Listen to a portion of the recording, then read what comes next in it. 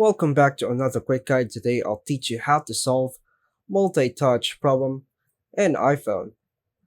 If your iPhone is experiencing multi-touch problems, such as unresponsive touch, phantom touches, ghost touch, or issues with pinch to zoom and other gestures, there are several troubleshooting steps you can try to resolve the issue. First method, clean the screen. Dirt or oil and debris on the screen can interfere with touch sensitivity. Use a microfiber cloth to gently clean the screen. Ensure your hands are clean and dry when using the device. Next method, remove screen protectors or cases. A damaged or poorly fitted screen protector or case can cause touch issues. Remove any screen protectors or cases to see if the problem persists.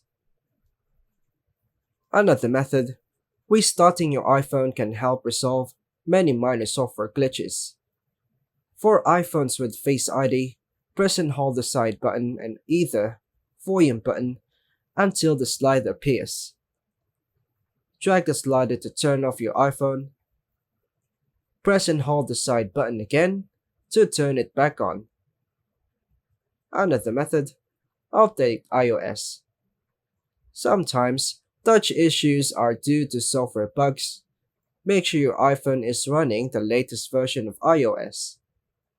To make sure it is updated, go to the Settings, General, Software Update, and install any available updates. Another method, reset all settings. Resetting all settings can help fix multi-touch problems caused by a configuration issue. Go back to General, Transfer or Reset. Reset. Then choose Reset All Settings. This will reset all settings to the defaults but won't delete your data. Take note that you'll need to reconfigure Wi-Fi networks and other settings. Another method, check for water or moisture damage.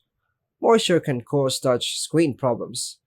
If your iPhone has been exposed to water or a humid environment, turn it off and let it dry completely before attempting to use it again. Last method, if none of the above steps work, the multi-touch problem may be due to a hardware issue, such as a damaged display or faulty digitizer.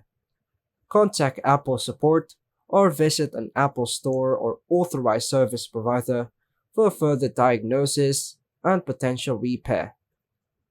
And that's all for now, folks. Thanks for watching.